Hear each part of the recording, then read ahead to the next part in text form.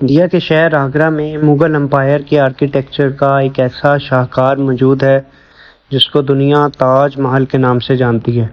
42 ایکڑ پر پھیلا، دور سے ہی چمکتا یہ مقبرہ جو اپنے اندر خوبصورتی سجائے ہوئے ہے، وہیں اس کے اندر غم کے کہیں بادل آج تک منڈرا رہے ہیں۔ السلام علیکم دوستوں، میں ہوں پروفیسر جیری۔ تو چلتے ہیں آج کی اس ویڈیو کے اندر۔ ناظرین، لگ بھگ 400 سال پہلے بنائی جانے والی یہ بلڈنگ جہاں اپنے دور کی سب سے خوبصورت بلڈنگ ہوا کرتی تھی، وہیں یہ دنیا کا آج 7واں عجوبہ بھی ہے۔ اس عالیشان محل کو بنانے کے لیے 20,000 مزدوروں نے جہاں اپنا خون اور پسینہ بہایا، وہیں اس کو بنانے میں 1 یا 2 سال نہیں بلکہ پورے 22 سال لگے۔ اگر آج کے دور میں اس کی قیمت کا اندازہ لگایا جا سکے تو یہ محل $1 بلین سے زیادہ یعنی پاکستانی 7.5 کروڑ سے بھی زیادہ کا ہے۔ اس بلڈنگ کو ایسے تیار کیا گیا ہے کہ جب پچھلے گیٹ سے دیکھا جاتا ہے تو یہ کافی بڑی لگتی ہے، لیکن جیسے ہی مین گیٹ کی طرف بڑھا جاتا ہے تو آٹومیٹیکلی اس کا سائز چھوٹا ہوتا جاتا ہے۔ اس کے میناروں کو باہر کی طرف تھوڑا سا جھکا ہوا بنایا گیا ہے۔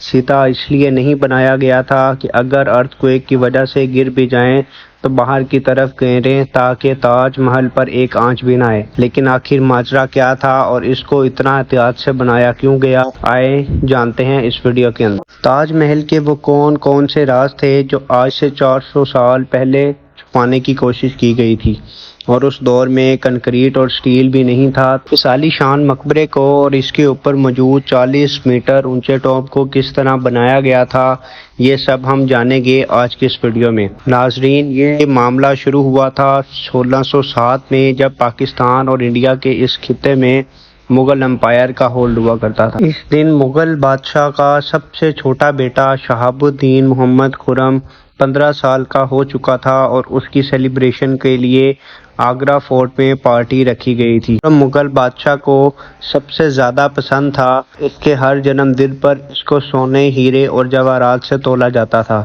یعنی جتنا وزن اس شہزادے کا تھا اتنا ہی سونا اس کے نام کر دیا جاتا تھا۔ لیکن اس جنم دن کے موقع پر کچھ خاص ہونے والا تھا۔ مغل شہنشاہ نے اپنے بیٹے خرم کی شادی اپنے ایک دوست وکیل کی بیٹی سے کر دی، جس کو ممتاز محل کے نام سے جانا جاتا ہے۔ ممتاز محل اور خرم کو پہلے دن سے ہی ایک دوسرے سے محبت ہو گئی تھی، اور اس بات کا کسی کو پتہ نہیں تھا۔ اس محبت کا بول بالا کئی صدیوں تک رہنے والا تھا۔ اگلے 10 سالوں تک شہزادے خرم نے کئی جنگیں لڑیں اور اپنے نام کی۔ اسی لیے شہنشاہ نے خوش ہو کر ان کو شاہ جہان کا لقب دیا، جس کا مطلب ہے دنیا کا بادشاہ۔ شاہ جہان کی ٹوٹل 6 بیویاں تھیں، لیکن ان سب میں سے وہ ممتاز بیگم سے زیادہ محبت کرتا تھا، اسی لیے وہ وقت ممتاز کے ساتھ گزارتے تھے۔ وقت تیزی سے گزرتا جا رہا تھا کہ 1621 میں یعنی 4 سال بعد شہنشاہ کا اچانک انتقال ہو گیا۔ اس کے بعد شاہ جہان، جو کہ شہنشاہ کا سب سے قریبی بیٹا تھا اور لوگوں میں بھی خاصا مشہور تھا، اس کو 1628 میں 7 سال بعد بادشاہ کی سیٹ سنبھال لی۔ پوری مغلیہ سلطنت اپنے نئے بادشاہ سے بہت خوش تھی۔ یہ وہ دور تھا جب مغلیہ سلطنت اپنے عروج پر تھی، لیکن کسی کو معلوم نہیں تھا کہ یہ خوشیاں ماتم میں بدلنے والی ہیں۔ تخت سنبھالتے ابھی 1 ہی سال گزرا تھا کہ مغل سلطنت کو دشمنوں کا سامنا کرنا پڑا۔ شاہ جہان نے اس جنگ میں بھی بھرپور کامیابی حاصل کی، لیکن ابھی وہ اس جیت جشن کیا مناتے، ان کو ایک افسوسناک خبر سے آگاہ کیا گیا۔ ممتاز بیگم، جو شاہ جہان کے 14ویں بچے کو جنم دے رہی تھی، ان کی حالت اچانک بگڑ گئی اور وہ 17 جون 1631 کو چل بسیں۔ سارے کا سارا جشن ماتم میں بدل گیا۔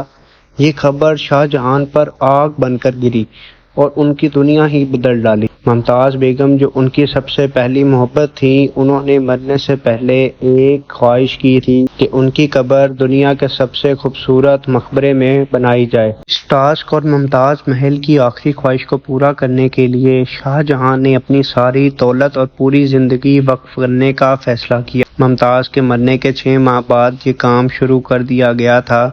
تقریباً 20,000 سے زیادہ لیبر شاہ جہان کے پاس آگرہ بلوا لیے گئے تھے۔ کیونکہ ممتاز کی قبر یمنا ریور کے پاس موجود تھی، اس لیے یہاں محل بنانا بہت مشکل تھا۔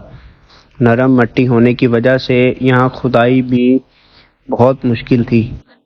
بہت مشکل تھا کیونکہ ریور کے ساتھ مٹی نرم ہوتی ہے، اس لیے کھدائی کرنا آسان نہیں تھا کیونکہ پانی کا بہاؤ زیادہ تھا۔ اس مسئلے کے حل کے لیے سب سے پہلے کافی کنویں کھدوائے گئے تھے تاکہ مٹی کو خشک کیا جا سکے، پھر ان کو پتھروں سے بھر دیا گیا۔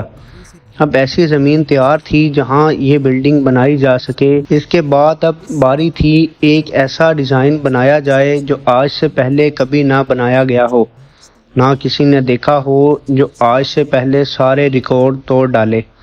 تاج محل کے ڈیزائن کا آئیڈیا شاہ جہاں نے اپنے باپ دادا کے مقبروں سے لیا تھا۔ میناروں کا اندازہ شاہ جہاں نے اپنے باپ کے مقبرے سے لیا، ڈیڈ کے مقبرے سے بلڈنگ کور کا آئیڈیا لیا اور اپنے انکل کے مقبرے سے ڈوم کا آئیڈیا لیا، اور جب ان سب کو کمبائن بنایا گیا تو ایک عالی شان ڈیزائن بن کر سامنے آیا جو آج تاج محل کے نام سے جانا جاتا ہے۔ اس کو بنانا اتنا آسان نہیں تھا، ہر روز لاتعداد پیسہ بہایا جا رہا تھا اور شاہی خزانہ تیزی سے خالی ہوتا جا رہا تھا، لیکن شاہ جہاں کو کسی بات کی فکر نہیں تھی، بس ان کو اس کو مکمل کرنا تھا۔ کئی سالوں کی محنت کے بعد بلڈنگ کا سٹرکچر تیار ہو چکا تھا۔ اب باری تھی سنگ مرمر لگائے جانے کی اور اس کے ڈیکوریشن کی۔ یہ سنگ مرمر آگرہ سے 400 کلومیٹر دور راجستھان سے منگوایا جانا تھا۔ 1000 ہاتھیوں کی مدد سے یہ ماربل منگوایا گیا تھا۔ تاج محل کی فنیشنگ کے لیے اس کو پورٹرا ڈورا لگایا جانا تھا، یعنی قیمتی پتھر کو تراش کر ماربل میں لگایا جانا تھا۔ تاج محل کی خاص باتوں میں یہ بات بھی خاص ہے کہ یہ دن میں 4 مرتبہ اپنا رنگ بدلتا ہے۔